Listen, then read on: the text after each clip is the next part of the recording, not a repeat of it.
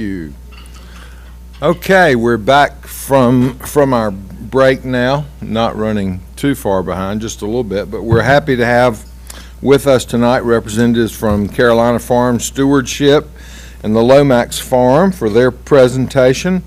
We have Roland McReynolds, and I see he's coming up alone, but Aaron Newton and others supporting him in the background. Welcome. Thank you very much, Chairman Morris, Vice Chair Honeycutt, members of the Board of Commissioners. Thank you very much for the opportunity to speak with you here tonight. And CFSA is very pleased for the opportunity to share our accomplishments over the last year and to provide info in support of our fiscal year 2018 budget request. For the Msd Lomax Incubator Farm. And by the way, it was nice to see the large format photo in the lobby downstairs of one of our farmers in training, Ben Street, actually working out at Lomax. And we really do welcome the spotlight that the county puts on our young farmers that are receiving training and services at Lomax Farm. So I know time is short, and I'll dive right into our slides. In 2016, we trained 9 farmers in training at Lomax, as well as using the farm as a base of training for 252 new and beginning farmers, and that includes through 4 workshops that we hosted that CFSA hosted at the farm, workshops and courses through Rowan Cabarrus Community College, monthly meetings with educational opportunities for beginning farmers, including partners like North Carolina Cooperative Extension, Country Farm and Home Supply, and this is where farmers got the farmers in training and other farmers in the community got the opportunity to learn about cover crops, transplant production, soil health, soil testing, and a lot of other topics. The farmers in training got the opportunity to learn worker management during our volunteer days at Lomax Farm, and the community garden development continued through our partnership with Cabarrus Health Alliance. We also brought the farmers in training on a field trip to the Small Farms Field Day at North Carolina A&T State University in Greensboro, and gave some of the farmers in training the opportunity to actually present at CFSA's 31st Annual Sustainable Agriculture Conference back in November, talking about their experience at the farm. Next slide. So another important contribution of work that is made at Lomax is a variety of grant-funded research work. Organic research trials on high tunnel production have been an important part of what we've been able to add to the farm over the past year. This is research on a cutting-edge topic in terms of allowing farmers to expand their season and therefore increase their income. High tunnels are one of the hottest sort of new techniques and trends for being able to extend the season, and but it is challenging to learn to produce organically within those environments, and so being able to offer that training and skill development for farmers has been very important, and in terms of helping those farmers become more profitable. Next slide. So we diversified our base of support over the past year. We had over 77 individuals and 14 businesses and organizations who donated to Lomax Farm in 2016, and stable county support gave us the flexibility to pursue opportunities for other partnerships, including corporate sponsorship support from S&D Coffee and Tea here in Cabarrus County, fundraising events like the Chef's Life premiere, as I mentioned, grants both for research programs as well as corporate grants to support activities of the day-to-day activities of the farm, and usage fees, fees charged to the farmers in training to make use of the facilities. Publicity was definitely one of the very positive developments over the past fiscal year. A Chef's Life featured Lomax Farm in its season 4 premiere for and that's the PBS television program, and they hosted their premiere party in downtown Kannapolis, featuring and drawing over 1,000 people and drawing a national audience and spotlight for the work going on here in Cabarrus County to promote agriculture and to promote local food. Next slide. We also were able to take advantage of our non-Lomax communication budget to expand outreach and awareness about the programs going on at Lomax. And we have a short video here that features one of our farmers in training talking about his experience. And this is Cody Hamill, a as well third as of the Aaron households in Newton, America our farm grew manager. food for a living. So by default, you just had a 1 in 3 chance of growing up on a farm and getting an agricultural education as part of your upbringing. That doesn't happen today. Less than 2% of the population grows the food that we eat. The average age of a farmer in our community is 59 years old. So as they near retirement age, we need a way to attract for new farmers to get into farming as an occupation. The Msd Lomax Incubator Farm was originally started by Cabarrus County and Cooperative Extension in 2009 as a way to help train a new generation of farmers in Cabarrus County. In 2014, Carolina Farm Stewardship Association took over operational management of the farm. The Lomax Incubator Farm is the only certified organic incubator farm in the Southeast and one of only a few in the entire nation. What we're trying to do is grow the next generation, not just of farmers, but of organic farmers, by giving them the experience here at Lomax of growing within its certified organic operation, so that then they are more likely to spin out onto their own as another certified farm operating, growing food for people here in Cabarrus County. So the journey to Lomax for me started when I was younger, living in the county that Lomax is in. My family grew up farming heavily in this area, in corn, soybean, and cotton. And sadly, we lost the farm in the 1950s, and since then, my mother's generation, and including myself until I was 21, was removed from farming in our family. It was something that I always wanted to do, but I knew that I couldn't be profitable at it from the models that I was given in my local community.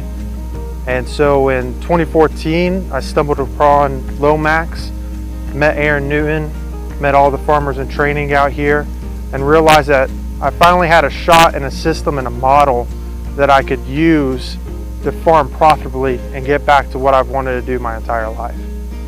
This is a safe place for new farmers and beginning farmers to come and train and make mistakes and grow a business.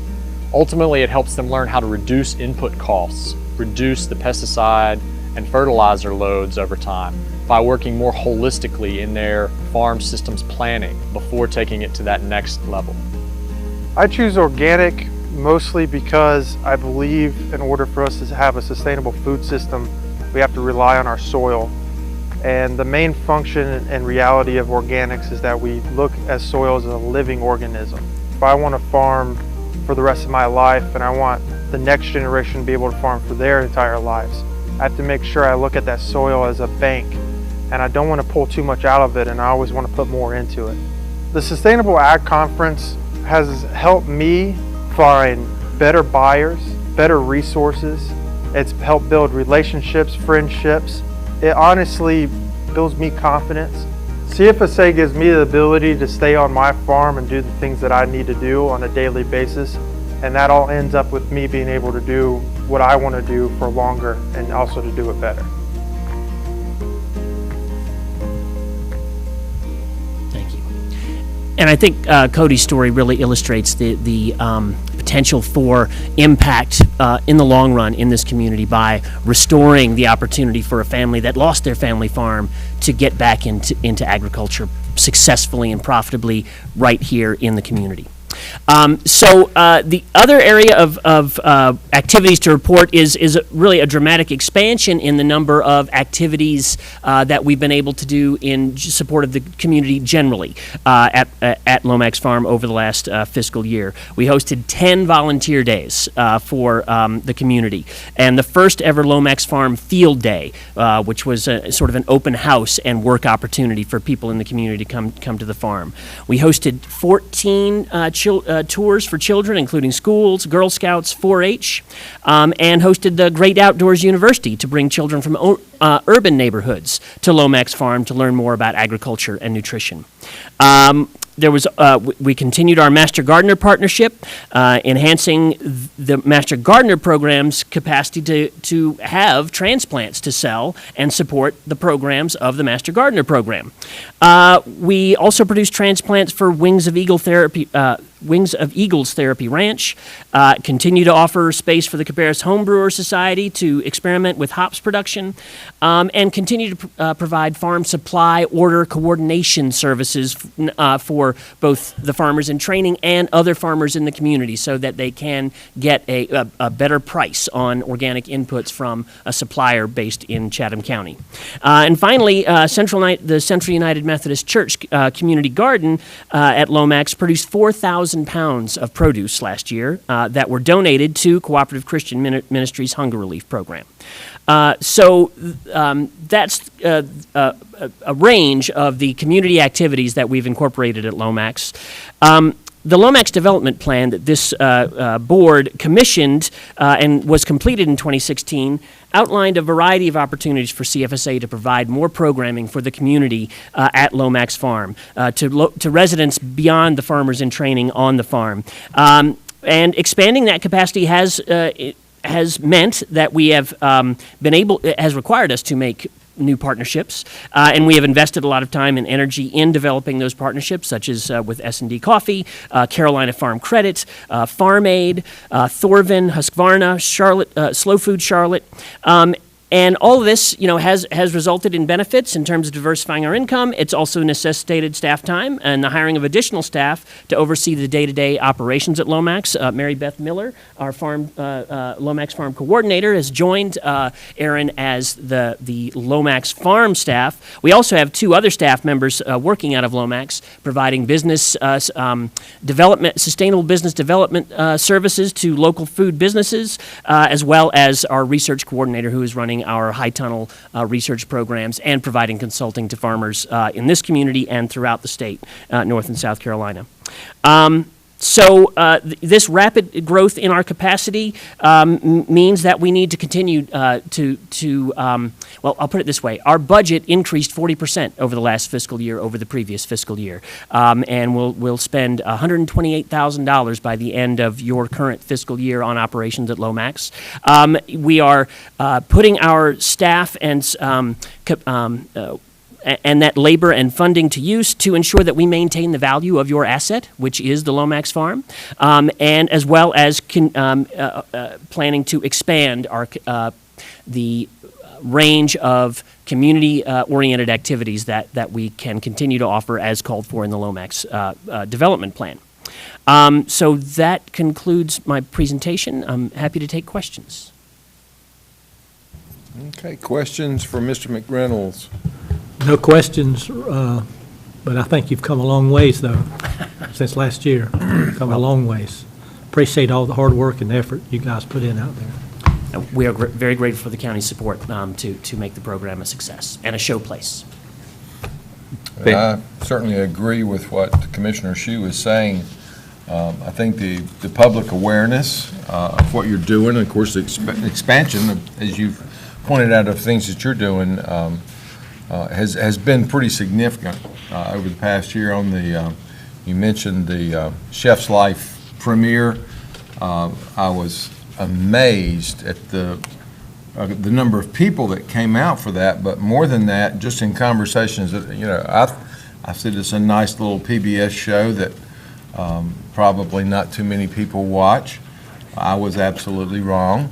Right. And was at a conference on the West Coast, and that came up at the table, and all of those folks is, oh my goodness, we were explaining that was a local thing, and they're huge fans. So yeah, I mean, tremendous national exposure to the good things that are going on there. So yeah, Thank you for that. Kudos on that. Just one thing, Mr. McReynolds and the farm has requested this year $40,000 for the budget. The budget, what's included in your budget is $35,000 based on the policy or the decision that you had made as a board last year. So I just wanted to bring that to your attention. Right. So just to make sure that if you had to have any conversation or any comments on that, we can discuss them now or later, however you. I think that we should fund the $40,000, and we should keep it that way in the future so that they know that they have level funding. This is as many things as we fund. we can afford to fund them at 40,000 versus decreasing their amount. And what this entity provides for the farmers in this community and the standard of living in this community, and so many opportunities when we talk about economic development. If we're not serious about where our food comes from, then we have a real problem. So I would support that we continue funding them at the 40,000, and as we proceed with everything else, and the development plan, and I know that's in here on some different things to do out there, and I know you've been working in some conversations about the farm and the future, some future additional endeavors of the farm, that we take those very seriously. This has provided a phenomenal amount of exposure for Cabarrus County, and I know the family, the Hamill family, and that's just one example of the success.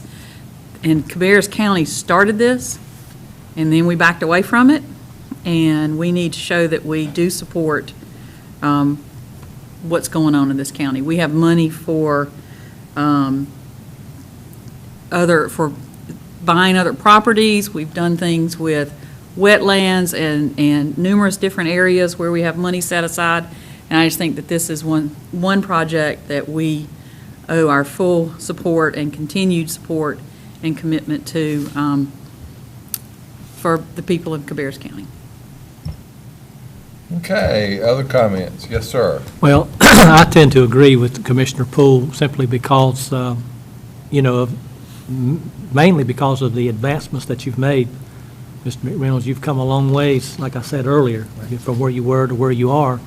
And, this was a program originally we was hoping would be self-supportive at some point, and the county could back away from it and let it run.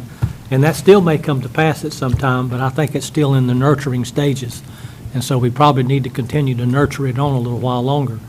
And, but, I would be in favor also. And I think we had some $6,000 in unallocated money. I don't know whether we can use that or not for this. I don't know. We have, if the board so chooses, we have the additional 5,000 Okay. to do that out of the preservation fund. Okay, well, that's good. I would support that also. Okay, other comments? Well, only one quick comment. I have been lots of places since January, since I took my seat on the board, but I have not been out to the farm. And I would like to come out, and I'm looking forward to seeing it firsthand. So I'm sorry I haven't been there yet. If I guess I'm in agreement with one quick question of, clearly there was a reason that we went the other way with, is it worth repeating, or, what the general consensus was on the reduction? Well, the original concept was to fund them at a level of to get them started and to move in a direction of becoming self-supported. And I think they still intend to do that at some time. Certain things have delayed that. Some that have delayed that development to the point where they can start being self-supporting. Last year, the same question came up because it was at the end of the cycle that we were supposed to fund them at a certain level, and in an effort to help encourage them to continue on with development plans and create a long-range plan, the board chose to start gradually stepping that down, 40, 35, 30, 25, I can't remember, over the next 3 to 4 years. And that's what it was. And they have done, as Commissioner Poole and Commissioner Shu have both said, they have done quite a bit of work and are working very hard out there. And I attended the graduation the other night, and it was an excellent program for them, in the camaraderie of the farmers and with Aaron and his team out there as well. It's really going in a positive direction. So. And I think expanding out beyond just those farmers in training is a big piece of it for me as well, and being involved with the community college and some of the other things that they're doing. Other comments? Okay, thank you very much. Thank you all. Really appreciate the opportunity to speak with you tonight. Have a good evening. Okay, next up, we have the Cabarrus Health Alliance. I do not see Dr. Pilkington with us, but we have some other distinguished individuals. So I will let you all introduce yourselves and proceed with the presentation. I'm sure you guys will apologize for Dr. Pilkington, but I promised that I would as well. He is in Europe, is that right? He's at a training session somewhere, yeah. So, and it was one that he had paid for a long time up front, and thought it was very important that he go there, but wanted to make sure that the board did not think that his opinion of this process was any less important by not being here, so. Okay. Yes, my name is James Mack. I am the chairman of the board, and with me tonight I have Aaron Shue, I have Sue Yates, and also Ryan McGee and Kim Reagan. And again, we'd like to thank you for the opportunity to present our budget to you. Again, as has already been stated, Dr. Pilkington sends his apology. He is presently attending a leadership program, and this is for the Center of Homeland Security and Defense, so that's where he is at tonight. We will start our presentation by making you aware that we presently employ about 215 employees, and our budget request tonight will be given by our Chief Financial Officer, and she will go through the information for us, what we're requesting with the explanation of why we're requesting the budget. Okay, next slide. This slide is an overview of our budget request. You should have a corrected slide in your board packet. The total for FY14 should be $6,729,671. Our total requested increase is the $386,326, just the total on the FY18 contribution amount needed to be lowered. This reflects increases in our merit and fringe, as well as 2 vehicles for our environmental health department, a part-time nurse for Mary Frances Weil, as well as an increase for health insurance for our school nurses. The first request that I'll provide a little more information about is our part-time nurse for Mary Frances Weil. Approximately 70% of Mary Frances Weil's population are exceptional children. Many of these children have both physical and developmental delays. An early intervention for these 3- and 4-year-olds and their families help them overcome barriers and promote school readiness. Right. I have the opportunity to talk to you about our school nurse program. We are requesting that we increase our contribution for their health insurance premiums, currently from 50% to 80%.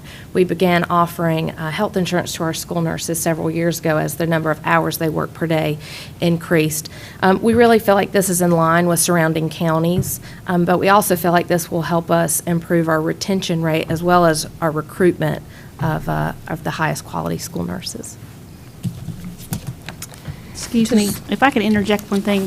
When we were doing some research, looking at the school nurse program, the majority of those programs, they are school employees. Yes. We do it differently through a contract basis, and as school employees, they have health insurance, and this was one of the things that we were researching when this request came in, that this made sense to go through with this because we were looking at it from a different perspective, but if they were school employees, they would have had the insurance anyway, so we were supportive of this being added into the budget, so. Thank you for including that. The 80% is actually in line with Mecklenburg County. They are like Cabarrus in that their public school nurses are employees of the health department, whereas the other 5 counties are all part of the educational system, so their benefits are the same as a teacher. I'm just curious, what is your retention rate? We currently have a turnover rate of the agency of anywhere between 7 and 8%. Interestingly enough, with our school nurses, we did a study, and of our last 2 years of hiring school nurses, the ones who took the insurance are the newer ones. Our more tenured school nurses didn't need it at the time they came on and may not still need it for various reasons, but the newer nurses, that is something they're seeking when they're looking for employment. And Just a comment that when, in the event of an emergency, you will put them into service. Yes, And absolutely. they will then become in contact with whatever that emergency situation is, and it would be nice for them to have insurance. Yes. And I had all of that, and this was a program, this was something that Yes. I would say championed when you first added this. Yes. For the school nurses, primarily because I had school nurses beating me upside the head over it and pointing out the fact that in the event of an emergency, they would be called into service and they didn't have insurance, or the opportunity to have insurance. Absolutely. So I do have heard feedback from multiple school nurses that it has been important for them and a very good tool to keep them employed as school nurses versus in another medical field. So, Absolutely. and you guys running it, the program also was something we did a number of years ago, was because we funded in 3 different streams, and we wanted to get it all under one roof so that there was more accountability with the program, and by having y'all have it, that's made a big difference too, so Thank you. just wanted to add that. Thank you. for They historical they purposes. are our surge capacity. So in a time of a critical event, emergency situations, infectious disease outbreaks, we have 45 trained nurses who can respond and respond quickly and are ready to go. So thank you for also pointing that out.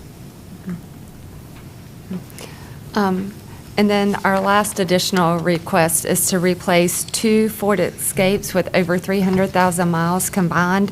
Our Environmental Health Department uses these to evaluate sites for location of wells, evaluate existing homes for wastewater and water supply system, collect water samples, investigate complaints, inspect and monitor mobile home parks, as well as evaluate environmental health conditions in our county. And then last slide. Last slide. So we want to basically thank you guys for the support that you have given us in the past, and we want to make sure that we can do everything we can to achieve the highest level of health and health for our community. So we just want to, again, just thank you for allowing us to present this budget to you, and we would like to entertain any questions that you would have at this time.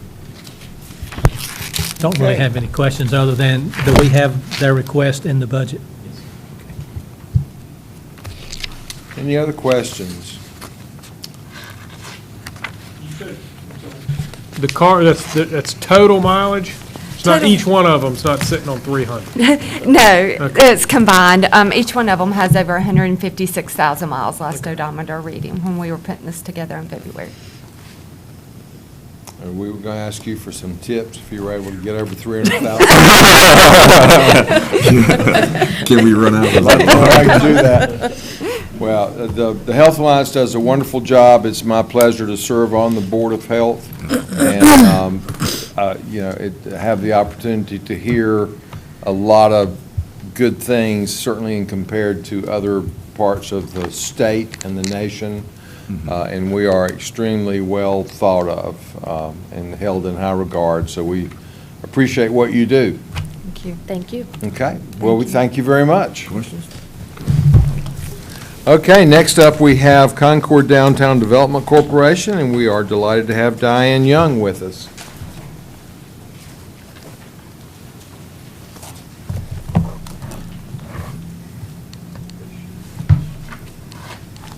Thank you, Chairman Morris. Members of the board, I appreciate the opportunity to be here presenting to you this evening. This is the first time that the CDDC has been through this process with you. So I'd like to start, if I may have the next slide, please, with just a little bit about the CDDC in a nutshell.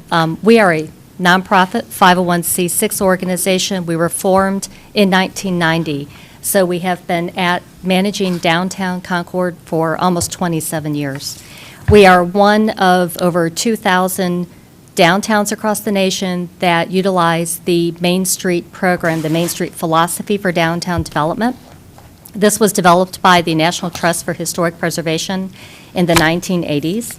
It's a 4-point approach to downtown revitalization that asks the organization to work on 4 strategic areas simultaneously. You must maintain a full-time organization managing the downtown, do promotions and marketing, look after design issues, both public sector and private sector, making sure the downtown looks and good, and also business development, and that has to do with business recruitment and business retention. I'd like to especially hone in on the fact that everything that we do supports economic development. We do have an active promotional calendar. Our 2017 calendar will have 21 events happening in downtown. Some of them you see on the streets with festivals and concerts and parades. Others are retail events. Our Small Business Saturday happens every month of the year, but a total of 21 events. We also have a proactive business recruitment campaign. Everything that we do, from our banner program to our events to our business recruitment campaign, supports economic development goals, and those goals are to attract shoppers and visitors first and foremost to downtown. That assists with us with our business retention. It also attracts new startup businesses downtown, which create jobs, and we'll get to some statistics in a minute. We also attract developers to downtown Concord to invest in large-scale projects. And I'd like to give an example of Carolina Courts as how what we do and how downtown Concord looks and functions attracts developers. Just very quickly, the city owned that property. It was slated to be a retirement community. When the economy crashed in 2008, that project went away. We reached out to a developer who was doing retirement communities. It was a contractor developer, and they said, you know, we know of a firm in Indian Trail that's looking for a new location. So they connected us with Carolina Courts. The day that they came up to see downtown Concord for the first time was a day very similar to today. It was rainy, it was cold, it was not the blue sky, sunshine, Chamber of Commerce day that you'd want to bring in a potential developer. They met with us, and then we put them in a van, and we drove them through downtown on Union Street, and they were sold. And then it took off from there. So what they saw in the rain was a downtown that had very little vacancy. They saw a downtown that looked attractive. They saw a downtown with a lot of foot traffic. So again, all of our efforts, be it festivals, promotions, design, in the end, is all being done for economic development. And then obviously, downtown development, having a healthy downtown attracts industries by providing the district that adds to our quality of life with arts, shopping, dining, and entertainment. Our cumulative statistics are very strong. Over 26 years of development, we have improved to 91 building faces. We have a net full-time job creation number of 497. Every year we do track the number of jobs that were created versus those that were lost, and we have actually netted 497. Our net gain of new businesses is 167. Business expansions, 46. And we're seeing a real trend in downtown Concord of rather than businesses closing, they're either expanding or they're selling. We've had several sales of existing businesses that have then been expanded and grown. Public sector investment, over $148 million. Much of that has to do with the Justice Center that you chose to keep in downtown Concord, which kept a strong labor force in downtown Concord. Private sector investment, over $29 million. The combined total investment in downtown Concord over 26 years is over $178 million. And I'd like to point out that of the 63 Main Street communities in North Carolina, downtown Concord has the second highest combined public-private sector investment. New Bern is the only one that has us beat, and I think it's due to a large bridge that they built over the river. So we have a great track record for investment. The net result is to stabilize our tax base and even increase our tax base through increased property values in the downtown Concord Municipal Service District, as well as increasing sales tax revenue through business retention and business creation. I'd like to point out that with the Hotel Concord project, a project that the commissioners that were involved with that, you saw the numbers as to what was going to happen with the value of that property.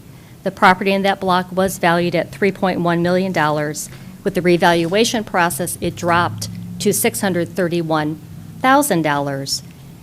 But at the end of the day, when we compared the total property values of downtown after that drop versus before the drop, we actually ended up at the same level or slightly increased in overall downtown property values. Part of that has to do with the Lofts 29 project being completed, a $2.7 million project, and some other smaller projects that added to the tax base. So even though we lost $2.5 million in value on that one block, we actually made it up with other developments that were happening downtown. I'd like to briefly talk about our budget just to help you understand our sources of income. Our current year's budget is $263,000. $707. Of that, the CDDC raises a third. We raise 33% of our budget through sponsorships, event income, and a small Friends of Downtown Concord campaign. The City of Concord currently contributes 27% of our budget. Of their contribution, we do set aside $17,000 for our grant program. Those are grants that we give out for business startups and improvements to buildings. And the MSD, the extra property tax that the property owners pay each year, generates 40% of our budget. Request for funding. We are here specifically to request funds from the county to assist us in making our marketing coordinator a full-time position. Currently, there are 3 staff members at the CDDC. I am the only full-time member at this time. Our marketing coordinator is a 29-hour-a-week position, and our administrative assistant is a 20-hour-a-week position. We found that the administrative assistant position at 20 hours works very well for what she does for our organization. We find that the marketing coordinator position really needs to be a full-time position. So obviously, getting over that 30-hour threshold requires full benefits for that individual. What this will do, a couple of things actually, it will allow me to allocate greater hours towards economic development activities, which is really where my concentration needs to be. Right now, at least 50% of my time, I would say, is spent on promotions and marketing. It will also give us the necessary staffing and resources to prepare the downtown district for future large-scale projects. When we think about the parking deck that is coming down the pike and the impact that that's going to have just on circulation and the existing businesses and the venues being able to continue what they do, we want people who come downtown to not be frustrated over where do I park, what is open today, what's not open today. The CDDC has the resources through our website, through a downtown app that we're developing, and through our marketing materials to actually be the folks who help to educate the public and inform them about the fact that they can get around downtown and where they can park and still enjoy downtown as they have. This really came to light in a Business Development Division meeting. Noelle Rhodes-Scott is on that committee, and we were talking about parking in general, and she said that when she has an event and the Piedmont Renaissance Center has a reception, that all of the parking around the courthouse gets very tight. And my question to Noelle was, well, how much parking was available in the deck? And that's what we really need to study, is how is other parking that's available in downtown being utilized. When Carolina Courts has an event, which is happening almost every weekend, if there's an event at the Davis Theater, a tournament at Carolina Courts, and events happening within our venues, then having people know where they can park all their options becomes even more important. So our staff, through our marketing efforts, can help assist that, and that's just one example of what we feel like we need to be doing. Next slide, please. Our request to the commission is for $25,000. If that funding is put in place, that would represent a roughly 9% of our total increased budget with those funds, just to give you a sense of what that would look like. I also want to talk about our other revenue sources and why don't we try to raise these funds in other ways. Our Msd tax rate right now is 23 cents per $100 of valuation. Of the 30 Main Street communities that have Msd districts, the average is 17.7 cents per 100. So we're already significantly above the average rate of an Msd tax in other communities in North Carolina. I think one of the issues is we have a smaller footprint, so there's less square footage when you compare our downtown to other downtowns. So we have a smaller amount of property to raise those tax dollars with. The CDDC currently raises a third of its budget through sponsorships and event income. If we were to try to gain these dollars through event income, then the extra hours that we would be gaining for the marketing coordinator would be spent on putting on events to raise those dollars. So it would really be defeating to try to raise the funds in that way. And the City of Concord actually stepped up 3 years ago. We saw a trend with the CDDC. We have had a part-time director and then a full-time director on and off over the years. And every time that we have a part-time director, a surplus is created, and then that is expended when we have a full-time director. It was very apparent that the budget would not sustain a full-time director in this position. So the city actually came back and increased our allotment to close that gap so that we will have a full-time director and we would never go to a part-time director again. Again, I do appreciate having the opportunity to be here and would be happy to answer any questions that you have. This is the first time we funded the CDC. Yes, sir. Yes, sir. I have a question, and Mike, you can answer this, or either one. On your board of directors, does Cabarrus County have a person on your board of directors, and who is that person? You're nodding yes, so Well, I don't know. I have a if that's- 9-member board of directors. We also have ex officio slots, so Cabarrus County is always represented in our ex officio. Mike is invited to every meeting. Susie Morris attends just about every meeting on behalf of the county. In addition, we have a springtime strategic planning process where we spend 4 hours really developing our goals and objectives for the next fiscal year. And it was great to have Susie at that session as well. She was there the whole 4 hours and gives great input. So we do invite the county to be a part of our process through that way. I'm just reading in our book, it's your page 5, our page 92, that says that the, hang on one second, I just saw it.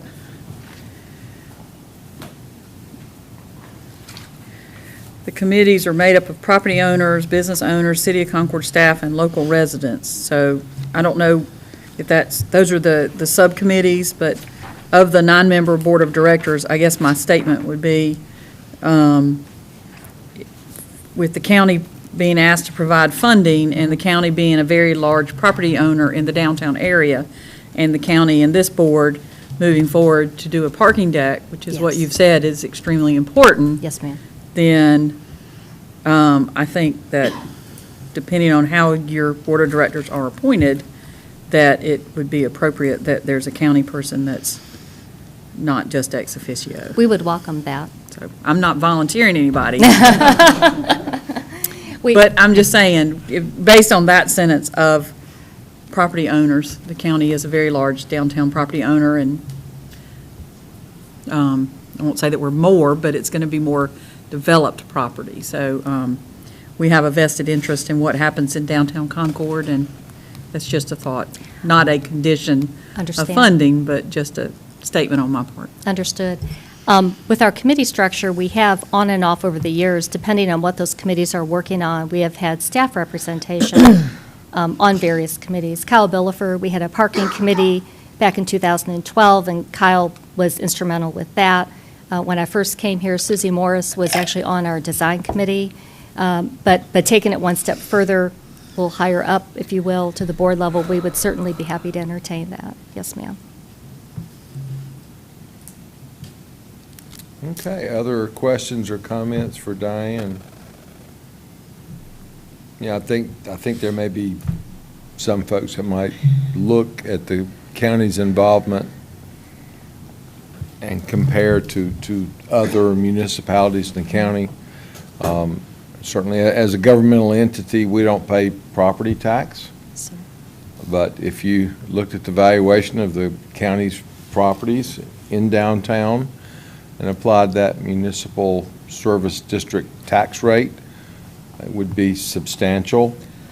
And certainly the health of downtown weighs heavily into the things that we do here. So yes. I applaud your efforts. I think you do a great job. Thank you. Thank you. Appreciate it. Okay, thank you very much. Okay, next up, we are delighted to have Cabarrus County Boys and Girls Club, Valerie Melton and crew.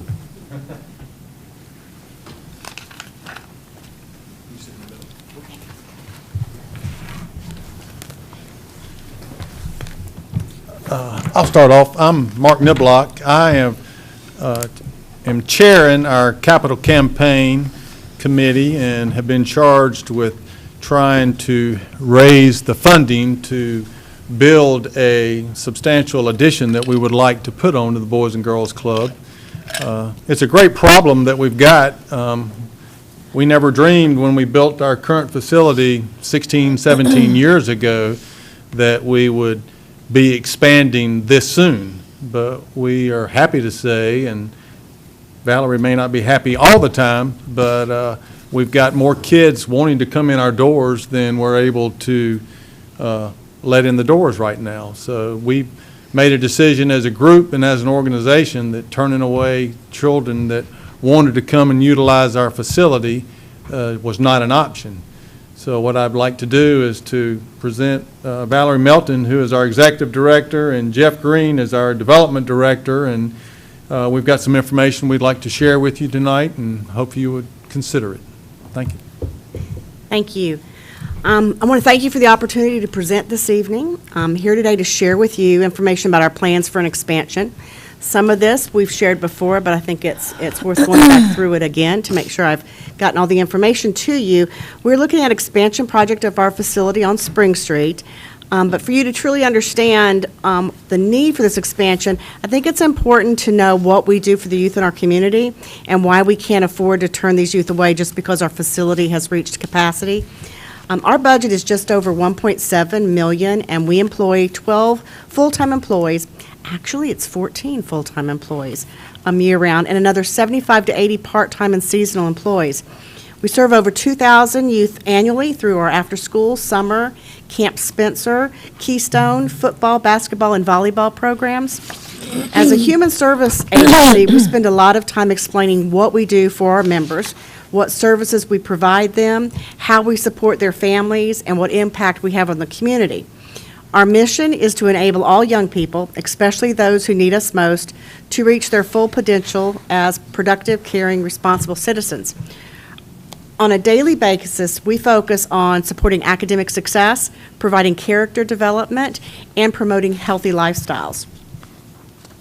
In 2015, the Boys and Girls Clubs of America engaged researchers at the Institute for Social Research and the School of Public Health at the University of Michigan to conduct a national study to estimate return on investment of the services Boys and Girls Clubs like ours provide to youth and their families.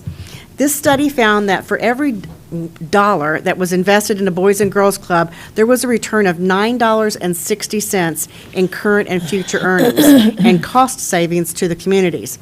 They found that the greatest benefits are from club members having improved grades and reduced alcohol use, and through the support of parents allowing them to maximize their earnings. While this study is about Boys and Girls Clubs specifically, there are many additional studies about youth development programs in general. Research has proven that participating in after-school and summer programs has a number of positive effects on youth. The benefits include improvements in behavior and school attendance, higher grades, and improved expectations for the future. I'm often asked what makes the Boys and Girls Club different from other youth organizations like Communities in Schools, Big Brothers Big Sisters, or the YMCA. These organizations and many more in our community provide services to young people, and I truly believe and have always believed that we are all needed to meet the needs that are in our community. But I also believe that our Boys and Girls Club is unique, and I want to share some of the ways in which I feel we're unique. Our entire focus is on serving youth, ages 5 to 18, and while we support families of our youth through parenting programs, we do not use resources on adult services. We staff youth development professionals to run our programs. We welcome volunteers, but we recognize the importance of having paid staff who serve as mentors for our youth year-round. And we are building-centered. We offer a safe place for young people to spend their time. We have a facility completely dedicated to youth. They always have priority when it comes to space, and while we work in partnership with the school system, we serve youth away from school and outside of school hours, and this allows us to be a part of the expanded learning day. And we are affordable. Our fees are based on families' financial situations. Our full rates are less than half and sometimes a third of what other organizations charge. We offer reduced rates for youth who are on Medicaid or free and reduced lunch, and we provide a number of full scholarships. In fact, on an average, 20% of our youth attend at no cost, and another 50% are at reduced rates. And finally, our club is uniquely positioned in Cabarrus County to serve all young people, but especially those who need us most. The results can be seen in the diversity of our membership. We have children from all walks of life at the club. 65% of our membership is non-white, 43% live in single-parent homes, and 57% are economically disadvantaged. Having this diverse group of youth together in one facility benefits everyone. I have a video. I have a short video, about 5 minutes. You've seen it before, but it's worth seeing again for many of you. That'll let you see exactly what I'm talking about. Welcome to the Boys and Girls Club of Cabarrus County. Every day after school and in the summer, hundreds of kids like me come to the club to learn and grow. Let me show you all the cool things that we do here. We do sports in the gym.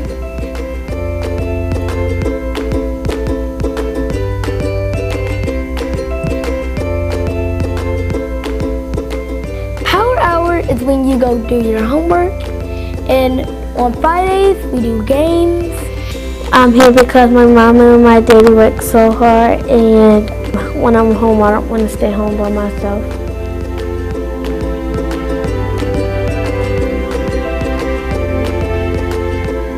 It's people walking around, see if we're doing the right thing or doing our homework, and if we have a question, we raise our hand, ask the question, and see if they can help us. I am reading a book. It's about Frog and Toad in the wintertime. Where I go get snacks is the snack room. There is probably 100 snacks there. I don't know. There's a lot of snacks there. The staff are really nice and friendly, and they always help you out, and you can go to them if something happens that you might not be able to go to other people for. Where we are in right now, the tech center, is where you get to play games on the computer.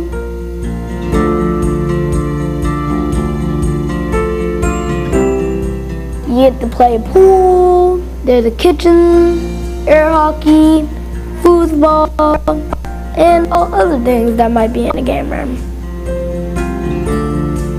I absolutely love this place. It is a safe environment for my children. Both of my children have attended, and when they come here, I don't have to worry about anything happening to them. My favorite thing is when you get to go outside to the playground and get exercise and swing on the swings and all other things that's outside. The Keystone Room is a place for the high schoolers just go to hang out and do projects for the community and the club. I really like to tutor. We get to tutor the younger kids, you know, that come for the after-school program, and they're really funny. My parents like me to come here. It's just a positive environment. It promotes doing homework, helps me focus on homework when I'm just here with my friends. It's just a good place to come after school instead of, you know, going home and just not really doing much.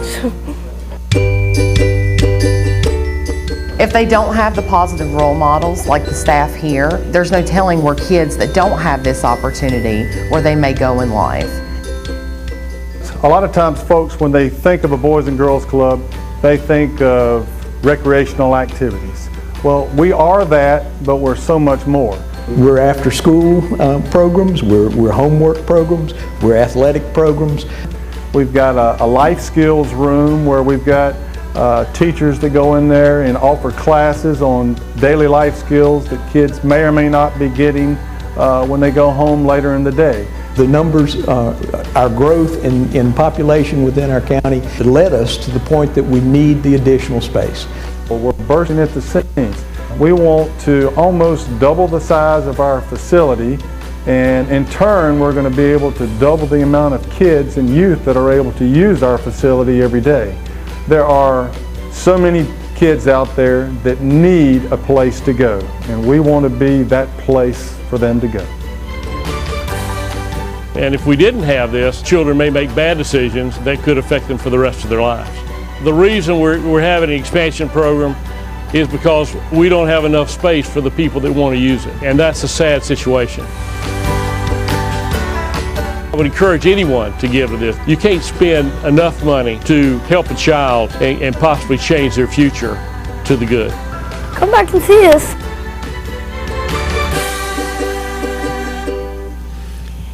As you can see, we have an amazing Boys and Girls Club, from our diverse group of kids to our dedicated staff and variety of programs. I wish I had lots of time to give you the details about the impact the club makes on the children we serve, but I want you to know that each and every day, our goal is to give youth the resources and support they need to do well in school, to choose healthy lifestyles, and become great citizens. The demand for the club is greater than ever. After-school enrollment is up 68% over the last decade, and average daily attendance is up 79% over the past 5 years. Every day, more than 400 young people from kindergarten through 12th grade walk through our doors. We currently transport kids from 17 area schools with our buses, and some of these buses are full, so we are forced to put kids on waiting lists that want to come to the club. Our current facility, as Mark said, has reached capacity, and we have had no choice but to turn hundreds of kids away. And when this first happened 2 summers ago, our board agreed that we had to do something, that it was not an option to continue to turn children away. We converted every square foot we could into program space for the youth. We added buses to allow us to pick up more children, and we added staff and activities to keep the children engaged and supervised. Last year, we enrolled 1,000 youth in our after-school and summer programs, providing close to 1 million hours of service to these kids. We have 5 additional schools targeted to add to our transportation list, but we need more space to be able to accommodate these kids. Our board asked a number of questions before deciding to move forward with our project, but most importantly, they asked, is the demands in terms of youth really present? And I want to share briefly what they found. So we currently transport from 13 of the 19 elementary schools and from 5 of the 8 middle schools, and these schools represent over 13,000 students. The new facility will allow us to add 2 more elementary schools and 1 more middle school, and this will account for an additional 3,000 students. And that doesn't even count the potential of serving Cabarrus Charter and Kannapolis Charter schools as well. We already serve around 200 high school age youth, and we plan to expand our reach to this age group through this expansion. One of the numbers that we always look at is that in North Carolina, 19% of students are on their own during the after-school hours. And when you look at the schools we transport from, 19% of those 16,000 youth in schools, 19% of the 16,000 youth in those schools we provide transportation from are in need of an after-school program. And that's over 3,000 kids. So yes, there is definitely a need. We're excited about our expansion plans we've been developing. They're going to allow us to serve 300 more children each day, bringing us to 750 youth daily and more than 22 kids annually. We'll double our space dedicated to academics by adding a learning center, a technology center, and a room dedicated to STEM programming. In all, there will be 6 new activity rooms for our elementary school youth. The middle school program will be able to expand into the current Keystone or Teen Room because we're building a brand-new teen center with its own entrance and designated gymnasium for the high school students.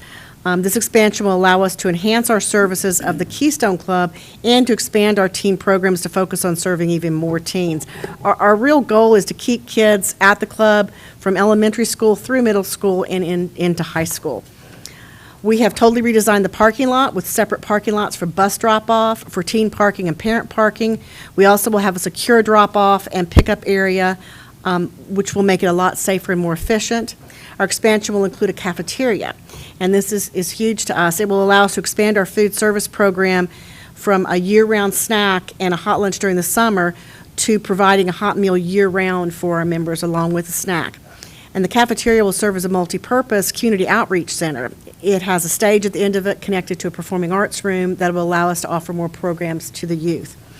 We spent 2 years or more to get to this point, and our board of directors, facility committee, and staff have invested a lot of time and energy and vision. We feel confident that this facility expansion is needed in our community. We know there are kids out there that we need to reach, and we can't wait to open our doors to this new expansion. I know we made a request at one point that we were looking for $50,000 a year for 5 years for a $250,000 donation to this campaign.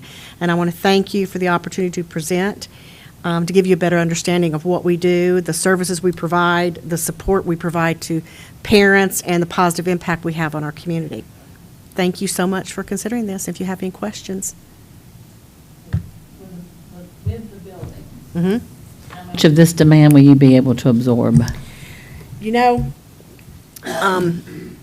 we see right now that we're doing about 16% if you look at all the kids. And so this is going to almost double that. So I think it'll take us from 25 to 30%. Now, you got to keep in mind that not every kid wants to come to our club. There's a lot of other, but there are enough kids to keep every single one of us full and a lot more kids out there.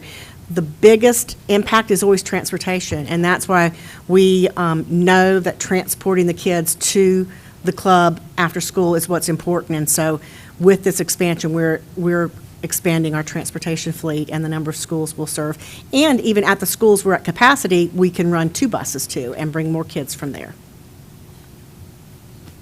Just out of curiosity, I guess, how does the transportation work? Do you have is there a hub where these kids go and you pick them up, or do you go to school to school to school to pick them up? School to school to school.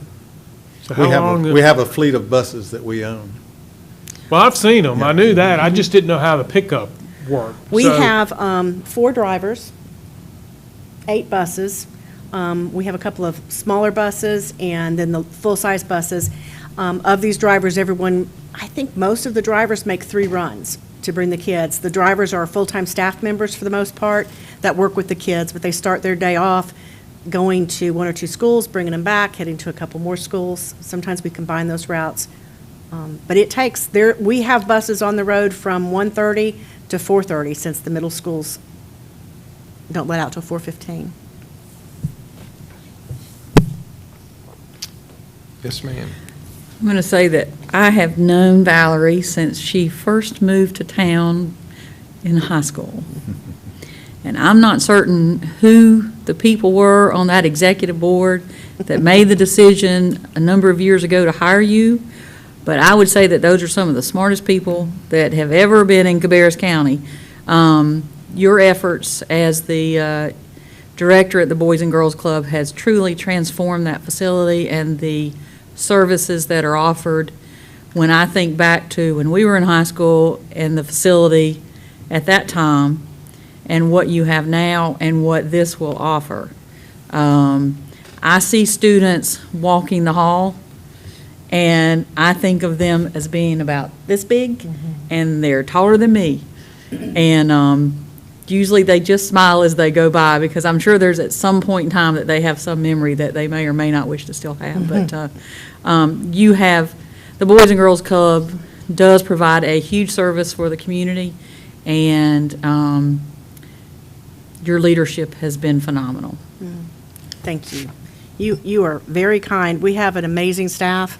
We've got a lot of longevity, and we're bringing on new people all the time. And so we have a great, committed staff and an amazing board. And that's because of the support of this community. And so it's been an easy job. No, not really. Longevity speaks volumes for what you're doing and your board. And that's huge. So that's good to hear. Great. Thank you very much. We're glad to offer you this opportunity to appear on television. I know, that makes so me that the nervous. general public knows the Boys Club is more than just pancakes. That's right. That's right. That's right. Although we are a lot of pancakes. Right. So, Thank you. Thank you very much. We appreciate it. Okay, we are at 7:32, so we have managed to be almost exactly on schedule. We have set aside some time for general board discussion and also for staff to ask questions of us that they might have based on our discussions. Anybody have anything they would like to bring up at this time? I just have one question, Mr. Chairman. That will be to the county manager. Do we have any other of our municipalities in the county that have a downtown or development corporation? Or is Concord Downtown Development Corporation the only one in the county? They're the only one that's at least called the Downtown Development Corporation. I think Kannapolis theirs is their downtown business. Yeah, I think there are some other volunteer-type organizations. Downtown Concord is the only municipal service district in the county that's formalized, funded through a special district tax. I know that. Yeah, and the others, again, they're I guess they're part social and part economic development or support businesses, events, but the only full-blown program as Commissioner Moore said, with a taxing district, with a work plan, with a concentrated effort on economic development in the core center city is the CDDC.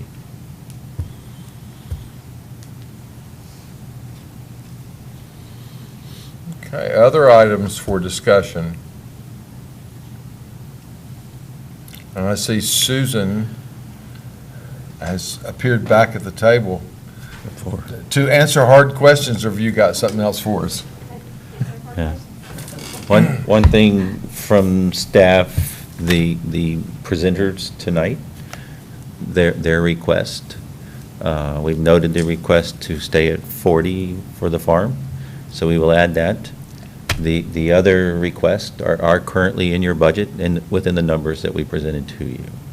So if you are happy with them, they will stay, and if you're not, then we will remove them. But I think from the way you're shaking your head, they all stay, and that's the way it will be. And so I just wanted to make sure you did know, this isn't, they're not asking for anything over and above what we already asked. They are numbers, we went ahead and put them in the proposed budget. And we thank you for doing that and all this hard work that you guys do to make it so clear and ready for us when we come to this meeting. So thank you. If I did the math correctly, the reduction on the Health Alliance contribution would be $26,312 from the full-time nurse to the part-time nurse. We will double check and make sure I did that right. I'd add that it's been an amazing feat for you guys to do what you've done, because we were looking, it wasn't looking all that good a few months ago. And I think most of us can sit around and think about what we were looking at, the enormity of the projects that needed to be done and the funding request and all of that. And for us to do what you have suggested to do, it's really phenomenal. You know, to keep the tax rate low, reduce expenses, and all the good things. So it just speaks high volumes of positive effort on you guys. I appreciate it. These ladies and all of our department heads have worked very hard, and we keep Jonathan and Pam and I, we keep pushing and pushing, but they come back with positive results. And I think it's been a total team project for, again, with Kristen as her first budget at the helm. She's done an outstanding job, and of course with Pam and Susan watching every step of the way, and then again all of our department heads. From October to now, it's been a constant process, and so we look forward to the adoption of the budget, and then we can take 2 or 3 months off and then start again, right? Yeah, exactly. Then we'll figure out how to solve that puzzle, right? Okay, any other questions or comments? If not, I would entertain a motion that we recess to our next budget work session, which will be Thursday, May 25th at 4 p.m. Okay, we have a motion and a second. Any discussion? All in favor, please say aye. All opposed, no. Motion passes, and we are recessed to 4 p.m. on Thursday.